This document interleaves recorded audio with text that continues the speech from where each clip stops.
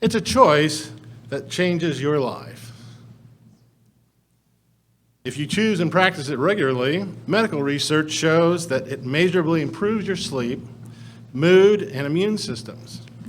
It has a positive effect on lowering anxiety, lessening chronic pain, and actually can lower the risk of certain diseases. Ironically, choosing to embrace this benefit is strongly encouraged, even commanded in many places in the Bible. You probably know what I'm talking about here. The act of giving heartfelt thanks expressed as humble gratitude. It's easy to write off gratitude with a little sarcasm, but its short and long-term positive effects are in fact documented. I recently got interested in giving thanks for a personal reason, apart from losing power like many of you did last weekend for a day and a night, which makes one think about what it was like to grow up without air conditioning and makes you thankful that we have air conditioning today. But a couple of weeks ago, I turned 69. And at a time leading up to that, I'd been having a lot of thoughts about regret. Regret is the polar opposite of gratitude. It's corrosive. As I approached my 69th birthday, there were times I wasn't terribly happy. I was recalling lost opportunities, times when, like they say in quantum physics, where I could have literally created a different personal reality. Course changes, points of true inflection, they all could have opened up all kinds of new vistas. This was all coupled with experience what we're all going through in these uncertain economic times. The services our company, MAK, offers are sensitive to recession. It's easy to worry about these things. So that created kind of a toxic state of mind for me. Many of you have maybe experienced something different. I wasn't looking forward to any more birthdays. They seemed to have becoming signal points as partial failure and lost opportunities, which of course is one perspective. Then I started reading a book with a title that was provocative to me, Slouching Towards Utopia, an economic history of the 20th century. It's a top recommended book by the Wall Street Journal, the New York Times, and the Financial Times. It's a very well-written, accessible book, and its title actually just merely reflects the fact that America became great without intending to do so. There was no plan back in 1776 to become the singular superpower of the known planet. It all happened, and we created a utopian technological society without a major plan. But since then, I've been driving people to distraction talking about it. It's so interesting to me. It's a grand narrative providing a perspective that I needed. It's not a radical book like Homo Deus, as you heard me talk about, the God-Man book, but it does break up a lot of flawed thinking. It puts me in a place where I can understand perspective, and most importantly, appreciate where we are. It gives me an opportunity to learn how to be grateful. This book shows how the United States led titanic economic and societal forces that changed the world in an astonishing way never before seen in human history. Prior to 1870, a date we don't often think about, when the first industrial revolution started to get real traction in America, virtually the whole world was deadlocked at or below the poverty line. The riches we enjoy today didn't exist before 1870. 70 to 80% of America lived in a time when there was one singular thing, how to get 1,000 calories a day. That was more important than anything else because food was not widespread. There were no 7-Elevens, there were no Krogers in the sense that we have them today. We looked a lot like the early 20th century Chinese. 70% of them were barely having enough to live in the 20th century. And understanding this gave me a new perspective about what Jesus meant in the model prayer. Because when he gave that back in 2930 AD, people lived in poverty. And he said to pray to God, give us our daily bread. Give us enough to eat, enough to sustain ourselves today, because that was a singular challenge. Prior to 1870, as I mentioned, the vast majority of people were solely concerned on getting their hands on 800 to 1,400 calories a day. They had to grow it, hunt it, or in comparatively few cases, they could find a place to buy it, or at least part of it, if they had any money. Today, you can drive a few blocks over here to California Burger, the In-N-Out clone here locally, and come out with 3,000 calories for a single meal. That would have been unheard of in 1870. So when I was reading about these astonishing economic blessings that were given to the world before America, I thought about a very old diary that was kept by my great-grandfather, Charles W. Snyder. It provided a forgotten dimension of the times that we have lived in as a nation, a different perspective, and particularly for me living in Indiana. Allow me to share some of this perspective briefly from 158 years ago, which, according to world history, is not that long ago at all. It's barely the blink of an eye. Only a few pages have been preserved from this diary, but they chronicle a very powerful time. The turbulent months when the Civil War was ending from January to May 1865, and the shocking assassination of Abraham Lincoln, a man who had just become victorious in the most titanic war that America had ever fought. Our nation had been literally ripped in half at that time. There was no roadmap to the future, and over 500,000 soldiers were killed, and another 500,000 were seriously maimed or injured to the point where they were unable to lead a normal life. My great-grandfather was born in Ohio and moved to Indianapolis from Hamilton County near today's home office of the church. There was minimal infrastructure in the city of Indianapolis in those days. In January of 1865, my great-grandfather wrote simply of then current news about the Peace Commission. They were hoping this war would end. It wasn't over.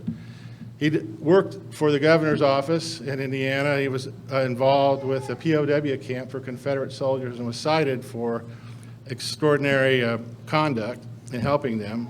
And he knew the war might come to an end, so he needed a suit. So the only way he was going to get a suit is he had a blanket that he liked that was high quality. And he took it to a Jewish merchant in downtown Indianapolis and had a suit made for $6. It's a different era. The Indiana General Assembly passed a resolution on February 13, 1865, supporting the proposed 13th Amendment to the Constitution that abolished slavery. Between 10 and 11 p.m. that evening, they fired all the guns in Indianapolis in commemoration. He took a tenor of very positiveness. They were looking forward to the end of this terrible war and putting the nation back together. He carefully noted in his diary the second inauguration of President Lincoln on March 4th, 1865. Then when the first African-American troops, ironically, entered Richmond on April 3rd, he wrote excitedly in bold print, quote, "The bells are ringing and the cannons are firing in Indianapolis." There, of course, was no TV or radio coverage. Then everything changed on April 15th with the shocking news that the victorious President Lincoln had been assassinated. My grandfather wrote of local reaction. People were stunned. They do not know what to do. They're closing up their businesses. It's hard to appreciate the drama that occurred that spring. So later, as the president's body made its way towards its final resting place in Illinois, it came through Indiana. And as that funeral progression of the deceased Lincoln came to the States, the diary tone turned somber. He talked about the pouring rain that lasted the day that Lincoln's body was lying in state in Indianapolis. But he talked about a remarkable thing. He said, friends and foes came alike to look upon the remains of our beloved chief. Everybody was shocked. The diary ends with a description of a torch-lit procession of the president's remains from the State House to Union Station. So what's the point of all this? Unlike today, there was a civil appreciation for what was happening. There was even a profound sense of gratitude and the giving of thanks for the war's end.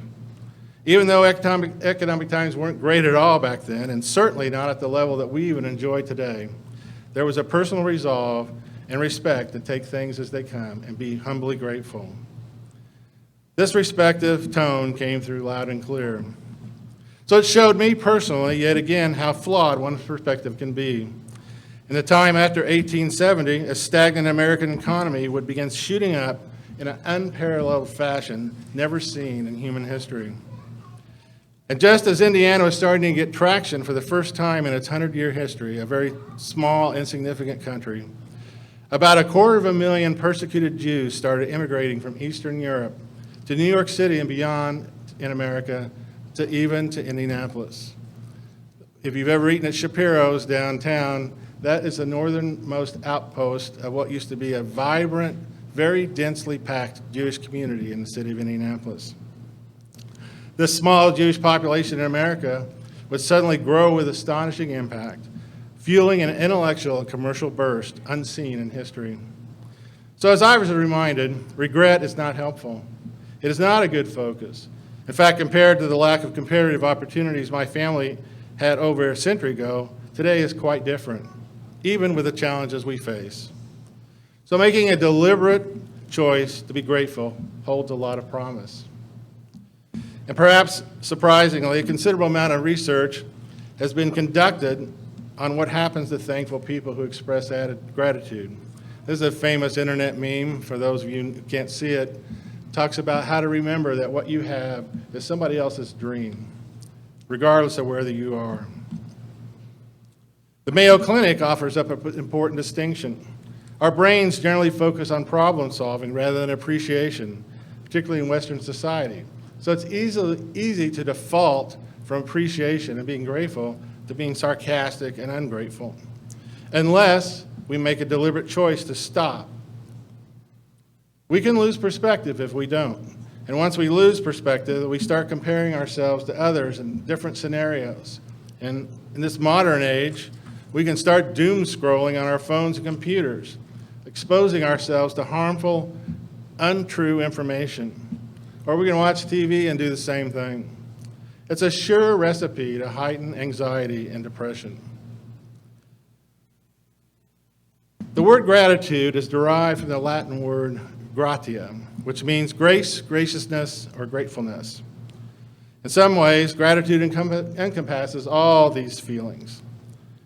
Gratitude is a thankful appreciation for what an individual receives, whether tangible or intangible. With gratitude, people acknowledge that the source of that goodness lies at least partially outside ourselves. As a result, being grateful helps people connect, even to God Himself. An attitude of humble gratitude focuses us. Once we are grateful, we start believing the best, and we become attractive. So if we make a deliberate choice to be thankful, to find things to be grateful for, and think about these things, all kinds of things will happen, emotionally, physically, and spiritually. A big benefit, as I've talked before, is the production of oxytocin, a hormone that our mind produces that changes and helps elevate our blood chemistry to where we begin to trust. It helps us form empathetic relationships and appreciate what others are going through. Trust, tranquility, serenity, and elevated mood come from this. And you might remember, as I'm talking about this, a previous message I gave on atomic habits. If you improve just 1% a day in giving thanks, by the end of this year, you'll have improved 37%, just 1% a day. I would also like to point out that in Hebrew, the word for gratitude, there's a couple of them, hodaha and hakarat hatov, means literally recognizing the good. It is linked to the same word for confession. To offer thanks is to confess dependence, to acknowledge that others have power to benefit you, to admit your life is better because of their efforts. That frame of mind is indispensable to civilized society. It is directly linked to humility. So in the time remaining, I'd like to leave you with a couple of thoughts. Gratitude and giving of thanks is strongly emphasized in the Bible. Virtually every psalm is a case study on the application of gratitude. David often uses very harsh language in describing what he's going through, but almost every time he circles back to gratitude and a giving of thanks through praise, worship, and a changed life. If you're like me, you can be selectively grateful. And for the most part, I'm naturally grateful when things are going well. But when the heat's on and I forget that God is an 1159 God that wants to teach me trust, I can get all growl, snarl, and be an ingrate. But Paul tells us how to accomplish the opposite. He gives us the all-time focus of biblical gratitude in Ephesians 5. And we'll read beginning in verse 18 in Ephesians 5. We're to be filled with the Spirit, addressing one in psalms and hymns and spiritual songs, singing and making melody to the Lord with your heart. But what's to be our approach? We read on in verse 20. We are to be giving thanks always and for everything to God the Father in the name of our Lord Jesus Christ. Those are big words, always and for everything. That means when things are good, we praise and thank God. It also means that when things are challenging and perhaps not going so well, or at least have the possibility of going south, we don't get regretful. We praise and thank God always and for everything. So Paul tells us here emphatically, again in 1 Thessalonians 5, he captures it. Rejoice always, pray without ceasing, be in a spiritual condition.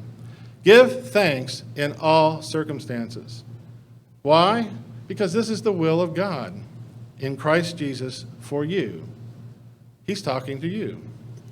This falls on the model prayer we're given from Jesus Christ, who told us to pray that God's will be done. So there's one of your definitions. And a very big part of this, of course, is that God doesn't expect us to do all of this on our own power. He does expect, however, for us to come to the table in a spirit of willingness.